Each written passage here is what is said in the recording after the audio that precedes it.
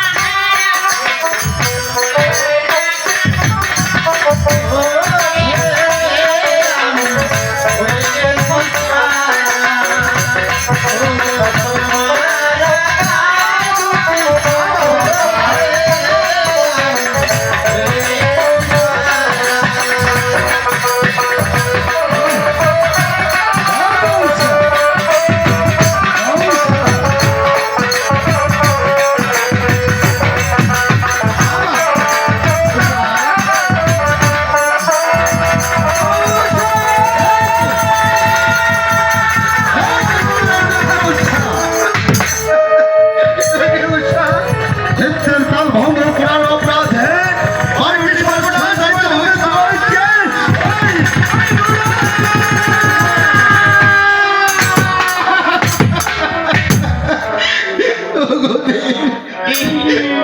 আমাদের